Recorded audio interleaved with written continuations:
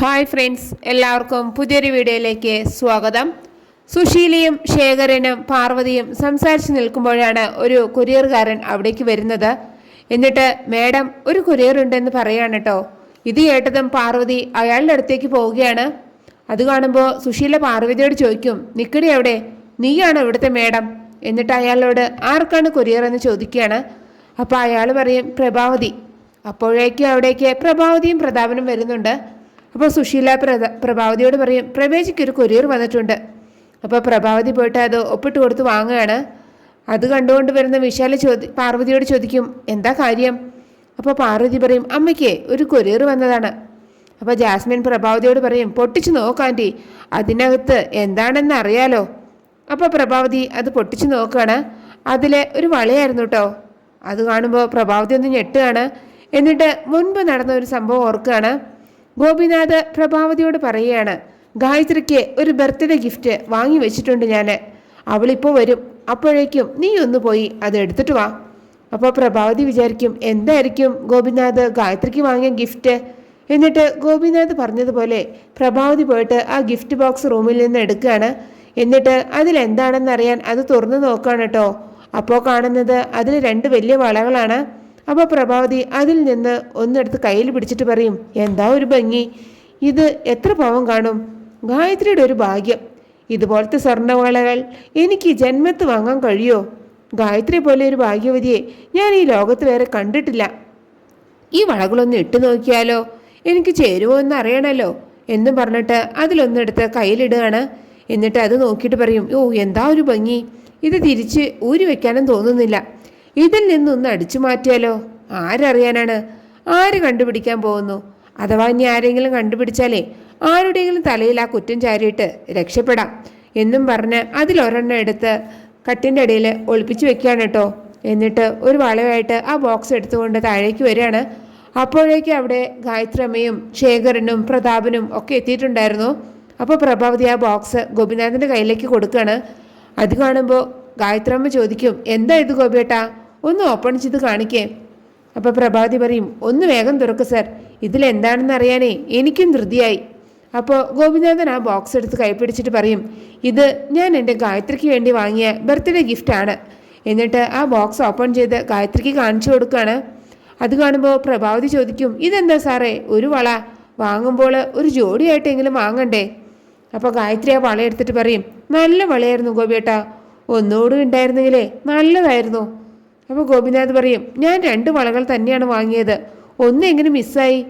അപ്പോൾ പ്രഭാവതി പറയും, അയ്യോ 2 എണ്ണം ഉണ്ടായിരുന്നോ, ഞാനൊന്ന് തുറന്നു നോക്കിയത് പോലും ഇല്ലായിരുന്നു.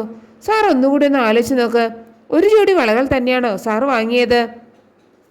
അപ്പോൾ ഗോപിനാഥ് പറയും, അതെ, ഞാൻ ഒരു ജോഡി വളകൾ തന്നെയാണ് വാങ്ങിയത്, ഞാനല്ലേ അത് മുറിയിൽ കൊണ്ടുപോയി വെച്ചത്. അപ്പോൾ പ്രതാപൻ പറയും, സാറിൻ്റെ ഓർമ്മശക്തിയുടെ കുഴപ്പമായിരിക്കും, അല്ലെങ്കിലേ ആ കടക്കാരൻ സാറിനെ പറ്റിച്ചതായിരിക്കും. ഇത് കേൾക്കുമ്പോൾ ശേഖരൻ പറയും, വീട്ടിത്തരം പറയല്ലേ പ്രതാപ, വിവരക്കേടിനെ ഒരു ലിമിറ്റുണ്ട്. അമ്മയുടെ കാലം മുതലേ ആ കടയിൽ നിന്നാണ് സ്വർണം വാങ്ങുന്നത്, അവർ ഒരിക്കലും പറ്റിക്കില്ല. പ്രഭാവതിയല്ലേ വള എടുക്കാൻ പോയത്, അപ്പോൾ ഒരെണ്ണം മിസ്സായാലേ ഉറപ്പായിട്ടും പ്രഭാവതിയെ സംശയിക്കാം. അപ്പോൾ പ്രഭാവതി പറയും, ഞാൻ ആ വള എടുത്തു എന്നാണോ മിസ്റ്റർ ശേഖർ പറയുന്നത്? സ്വർണം കണ്ടല്ലേ കണ്ണ് മഞ്ഞളിക്കുന്നവളല്ല ഈ പ്രഭാവതി, ഞാൻ കുറേ സ്വർണ്ണമൊക്കെ കണ്ടിട്ടുള്ളതാണ്. അപ്പോൾ പ്രതാപൻ പറയും, താൻ എന്ത് വർത്താനം ഈ പറയുന്നത്? ചേച്ചി ആ വള എടുക്കുന്നത് നിങ്ങൾ കണ്ടോ?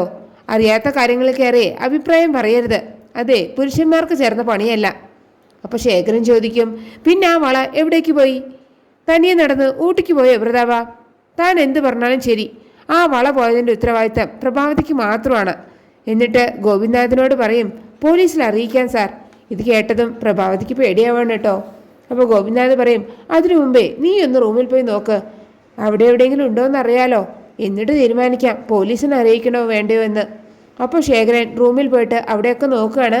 പിന്നാലെ തന്നെ വള അന്വേഷിക്കാൻ എന്ന് പറഞ്ഞിട്ട് പ്രതാപൻ അവിടേക്ക് വരുന്നുണ്ട്.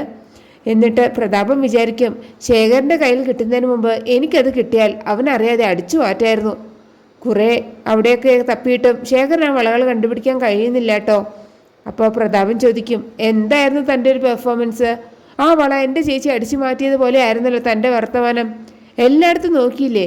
ഇനിയേ ഈ ബെഡിൻ്റെ അടിയിൽ കൂടെ നോക്കിക്കോ എന്ന് പറഞ്ഞിട്ട് പ്രതാപൻ ആ ബെഡെടുത്ത് പൊക്കുകയാണ്.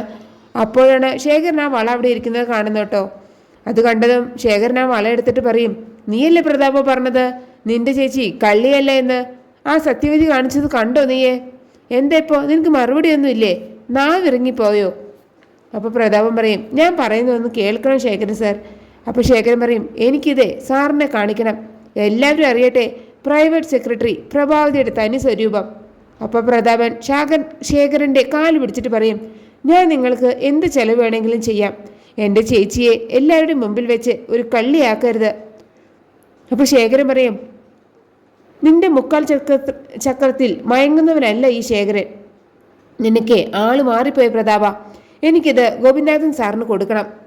അപ്പോൾ പ്രതാപൻ പറയും, താനത് കൊണ്ടുകൊടുത്ത് കൈയടി വാങ്ങിച്ചോ, പക്ഷേ അവിടെ വെച്ച് എനിക്ക് ചില സത്യങ്ങൾ പറയേണ്ടി വരും. അപ്പോൾ ശേഖരൻ ചോദിക്കും, നീ എന്ത് സത്യം പറയാൻ പോകുന്നത്? നീ എന്ത് പറഞ്ഞാലും ശരി, ഞാനിത് ഗോപിനാഥൻ സാറിൻ്റെ കയ്യിലേക്ക് കൊടുക്കും.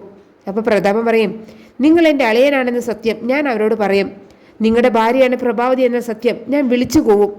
അതോടെ നിങ്ങളുടെ പ്ലാനിങ്ങിലാണ് പ്രഭാവതി ഇത് ചെയ്തതെന്നറിയാൻ അവർക്ക് അധിക സമയമൊന്നും വേണ്ടി വരില്ല. പോലീസിനെ എങ്ങനെ അറിയിച്ചാൽ പ്രേരണാ കുറ്റത്തിന് നിങ്ങളും അകത്താകും. അപ്പോൾ ശേഖരൻ പറയും, എൻ്റെ അനുവാദം ഇല്ലാതെയാണ് അവൾ ഇവിടുത്തെ പ്രൈവറ്റ് സെക്രട്ടറി ആയത്. അപ്പോൾ പ്രതാപൻ പറയും, നിന്റെ ഈ ന്യായങ്ങളൊന്നും വില പോകില്ല ശേഖർ. ഗായത്രി അമ്മയുടെയും ഗോപിനാഥൻ സാറിൻ്റെയും ചോദ്യങ്ങൾക്ക് മുമ്പിൽ നിങ്ങൾക്ക് തല കുനിക്കേണ്ടി വരും. അതുകൊണ്ട് ഞാൻ പറയുന്നത് കേൾക്കുന്നതാണ് നല്ലത്. ഈ വള നമ്മൾ കണ്ടിട്ടേ ഇല്ല.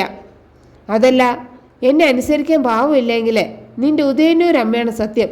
നിന്നെ ഞാൻ ഈ കുടുംബത്തിൽ നിന്ന് എന്നേക്കുമായി പുറത്താക്കും. അതുകൊണ്ട് നല്ല കുട്ടിയായിട്ട് താഴേക്ക് പോയിക്കോ എന്ന് പറഞ്ഞിട്ട് ആ വളകൾ പ്രതാപൻ ശേഖരൻ്റെ കയ്യിൽ നിന്ന് വാങ്ങുകയാണ് കേട്ടോ. അപ്പോൾ വേറെ വഴിയൊന്നും ഇല്ലാത്തതുകൊണ്ട് ശേഖരൻ വിഷമിച്ച് ഒന്നും മിണ്ടാതെ താഴേക്ക് പോവുകയാണ്. അങ്ങനെയാണ് ആ എപ്പിസോഡ് അവസാനിക്കുന്നത്. നിങ്ങൾക്ക് എൻ്റെ റിവ്യൂ ഇഷ്ടമായാൽ മറക്കാതെ എല്ലാവരും ലൈക്കും സബ്സ്ക്രൈബും തന്നതിനൊന്ന് സപ്പോർട്ട് ചെയ്യണേ പ്ലീസ്.